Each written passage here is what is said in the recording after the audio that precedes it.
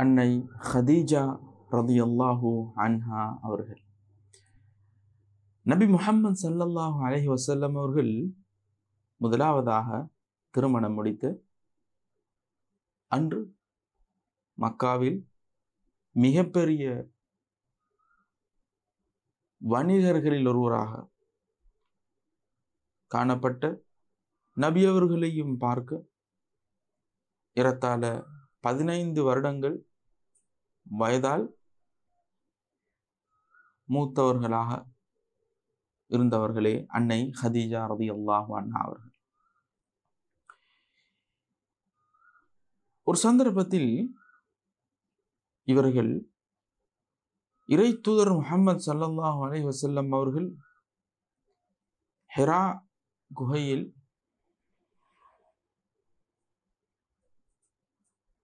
வணக்க வழிபாடுகளில் ஈடுபட்டிருந்த தஹன்னுஸ் என்று சொல்லப்படக்கூடிய அல்லாஹுக்காக காலத்தை நேரத்தை ஒதுக்கி தொழுகையை கடமையாக்கப்பட்டிராத அந்த காலத்தில் இறை தியானத்தில் இருந்த பொழுது அல்லாஹ்வின் தூதர் அவர்களை நோக்கி உணவு மற்றும் சொதிகளை உள்ளடக்கிய பாத்திரங்களை சுமந்து கொண்டு வருகிறார்கள். இந்த தகவலை வானவர் ஜிப்ரீல் அலைஹிஸ்ஸலாம் அவர்கள் அல்லாஹ்வின் தூதருக்கு முன்கூட்டியே எத்தி வைக்கின்றார்கள். எத்தி வைத்த விதத்தை பாருங்கள். ஹாதிஹி ஹதீஜா கத் அத்தத்க மஅஹா இனாஉன் ஃபீஹி இதாமுன். இதோ ஹதீஜா உங்களை நோக்கி வந்து கொண்டிருக்கிறார்கள். அவர்களிடத்தில் பாத்திரங்களும் அதில் சொதிகளும் இருந்து கொண்டிருக்கின்றன, அல்லது உணவுகளும் குடிபானங்களும் இருந்து கொண்டிருக்கின்றன.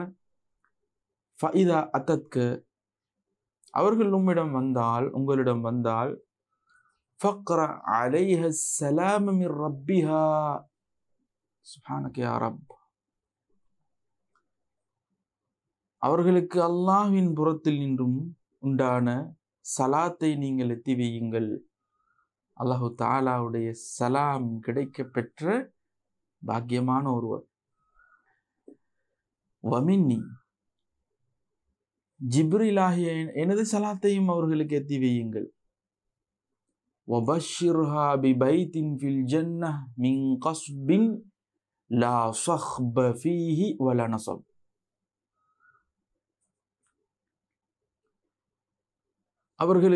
அவர்கள் வந்தால் சலாத்தை எத்தி வையுங்கள். மேலும் அவர்களுக்கு நன்மாராயம் கூறுங்கள். மொத்தமாக முத்தினால் செய்யப்பட்ட வீட்டை கொண்டு, அந்த வீட்டில் கூச்சல்கள், சப்தங்களோ அல்லது அங்கே சிரமங்களோ இருக்காது என்று கூறிய அந்த ஹதீஸை நாங்கள் பார்க்கின்றோம். புகாரி கிரந்தத்தில் 3820வது ஹதீஸாக. அன்னை அவர்கள் அல்லாஹ்வின் தூதருக்கு மிக மிக நெருங்கிய, மிக மிக ஒத்துழைப்போடு, அன்போடு, பாசத்தோடு நடந்து கொண்ட அல்லாஹ்வின் தூதருடைய பிள்ளைகளை தனது கருவில் சுமந்து பெற்றெடுத்த முஃமின்களுடைய தாயாக இருந்து கொண்டிருக்கிறார்கள். எந்த அளவுக்கு அல்லாஹ்வின் தூதர் அவர்கள் அன்னை அவர்களை நேசித்தார்கள் என்றால், ஒரு சந்தர்ப்பத்தில் ஆயிஷா ரலியல்லாஹு அன்ஹா அவர்கள் கூறுகிறார்கள்,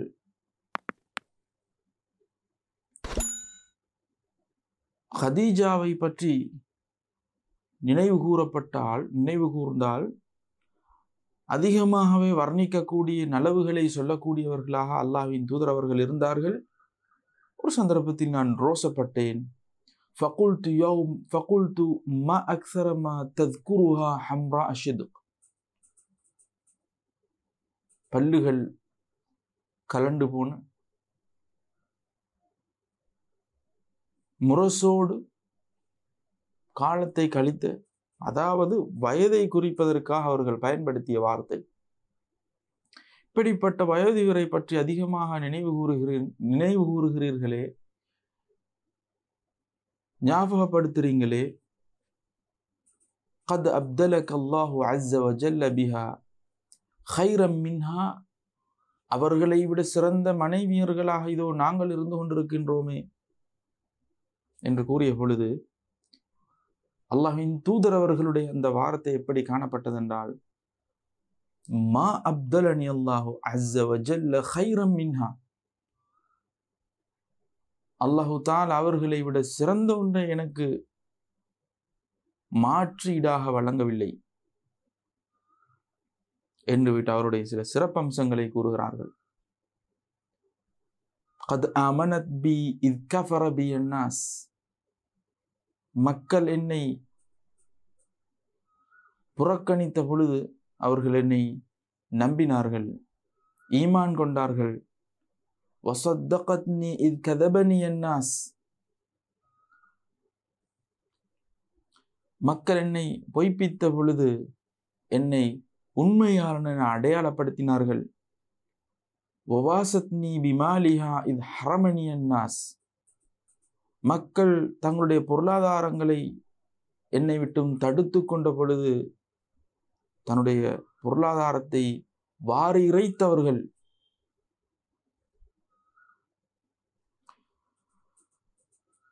அதே போன்று வரஸகனி அல்லாஹு அஸ்ஸ வஜல்ல வலதஹா இத் ஹரமனி அவுலாதன் நிசா.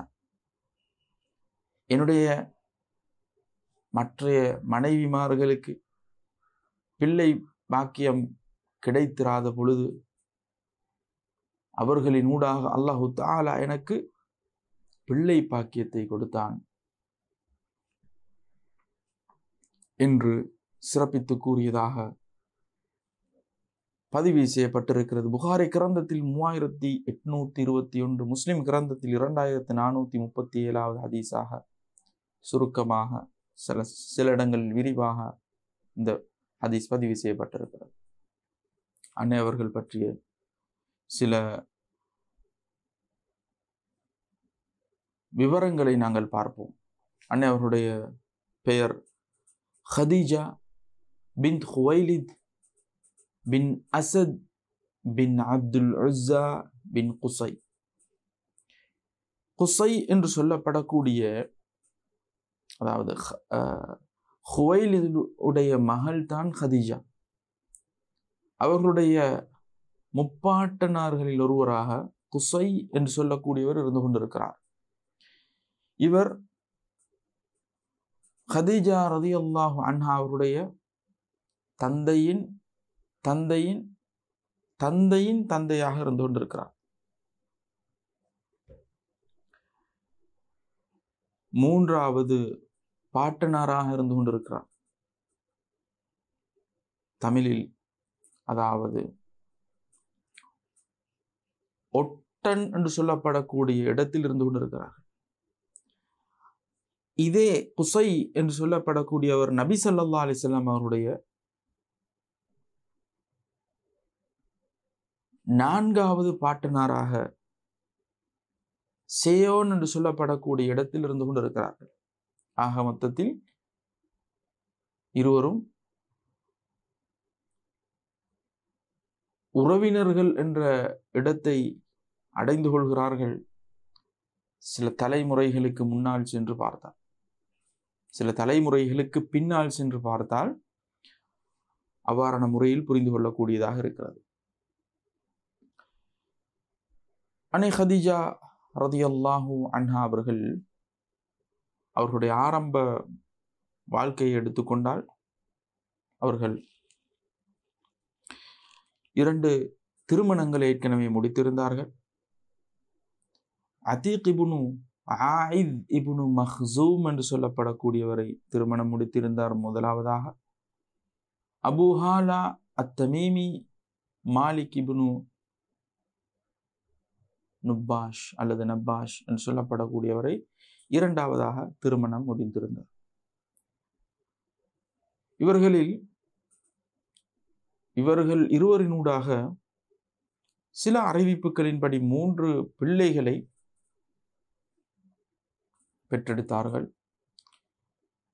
அல்லது இன்னும் சில அறிவிப்புகளில் 4 பிள்ளைகள் இன்னும் பதிவு செய்யப்பட்டிருக்கிறது. முதலாவது கணவனினூடாக ஹிந்தன் என்று சொல்லப்படக்கூடிய பெண் பிள்ளையையும், இரண்டாவது திருமணத்தினூடாக ஹிந்த், ஹாலா, தாஹிர் என்று சொல்லப்படக்கூடிய 3 பிள்ளைகளையும், இன்னும் சில அறிவிப்புகளில் 1 வந்திருக்கிறது, இன்னும் சில அறிவிப்புகளில் 3 வந்திருக்கிறது.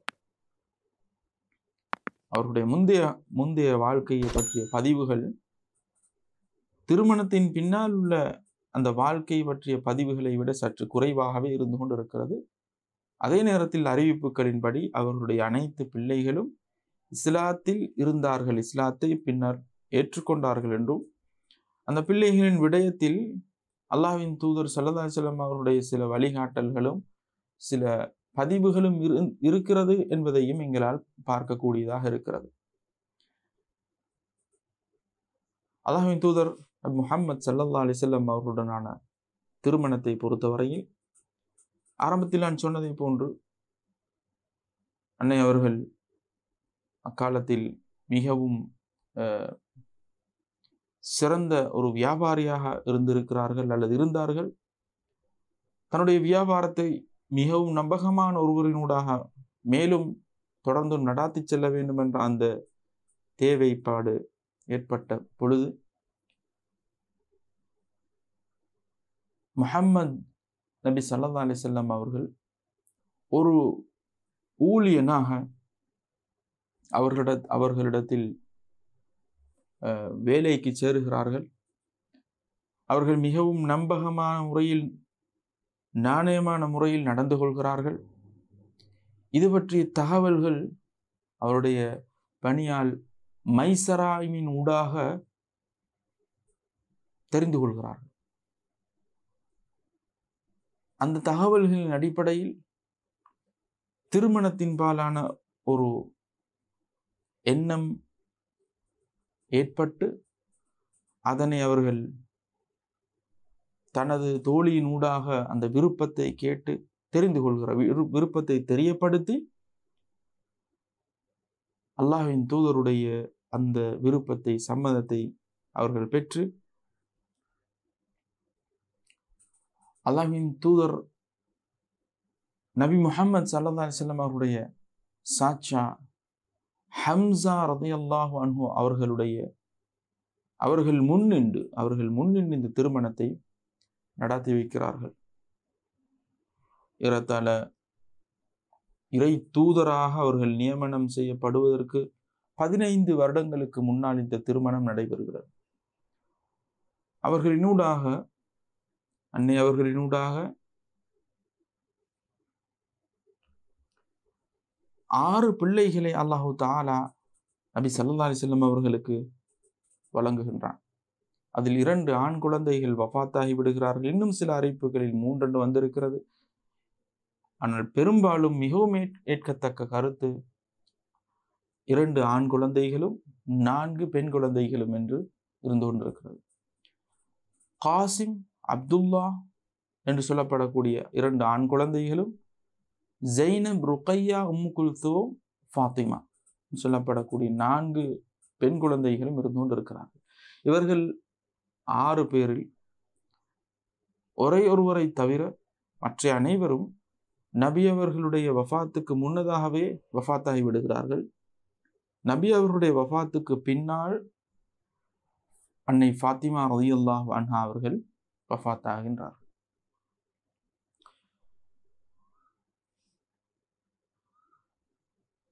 அதே நேரத்தில் ஹதீஜா ரலியல்லாஹு அன்ஹா அவர்கள் நபி ஸல்லல்லாஹு அலைஹி வஸல்லம் அவர்களுக்கு அவருடைய மிகவும் சிரமத்துக்குள்ளாக்கப்பட்ட அனைத்து கால நேரங்களிலும் அண்மித்தவர்களாகவும் துயர் துடைக்கக்கூடியவர்களாகவும் காணப்பட்டு இருக்கிறார். அல்லாஹ்வின் தூதர் அவர்கள் தனிமையின்பால் ஈர்க்கப்பட்டு இறை தூதராக தேர்ந்தெடுக்கப்படுவதற்கு முன்னால் அவர்கள் ஹிரா குகையில் தனிமையில் இருந்தார்கள். வணக்க வழிபாடுகளில் ஈடுபட்டு கொண்டு அந்த நேரத்தில் உணவுகளை சுமந்து கொண்டு வரக்கூடியவராக இருந்தார்.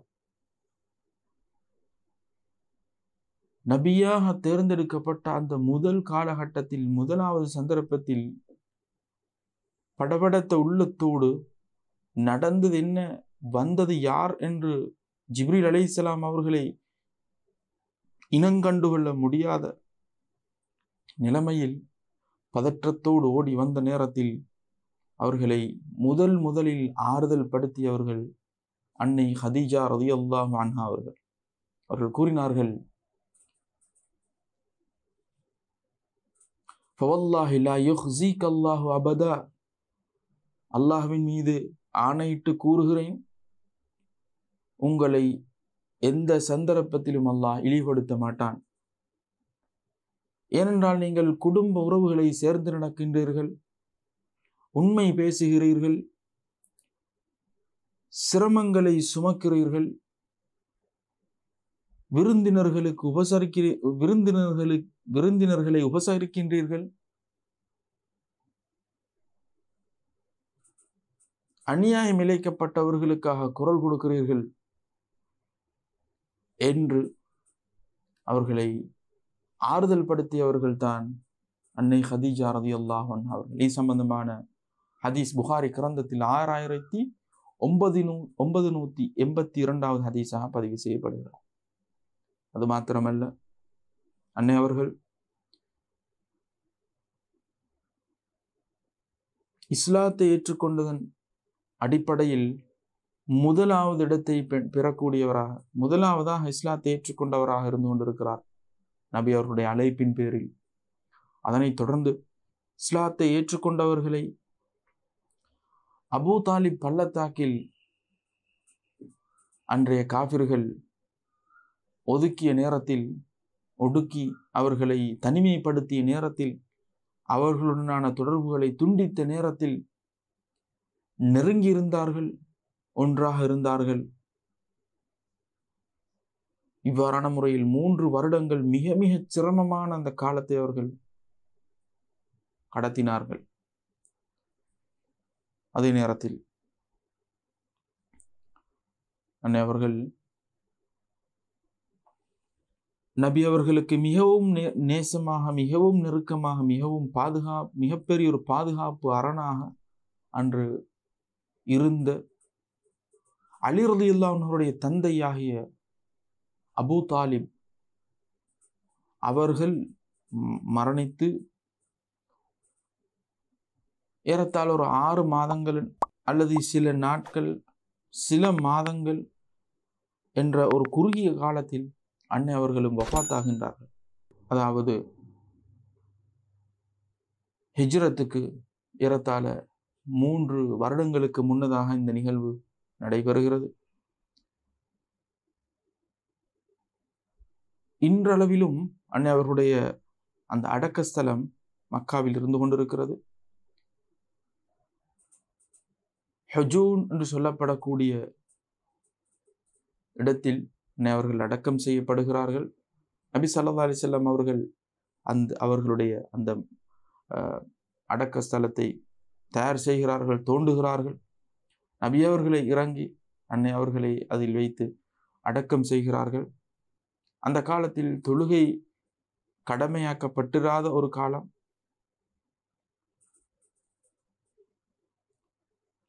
அவர்கள் வஃபாத்தாகின்ற நேரத்தில் 65 வயதை எட்டி இருந்தது என்று பதிவு செய்யப்பட்டிருக்கிறது. இது அன்னை அவர்களை பற்றிய ஒரு குறுகிய பார்வையாக இருந்து கொண்டிருக்கிறது. இதனை பற்றிய பரந்த விரிந்த ஆழ்ந்த பாடங்களும் பதிவுகளும் இருந்து கொண்டிருக்கின்றன.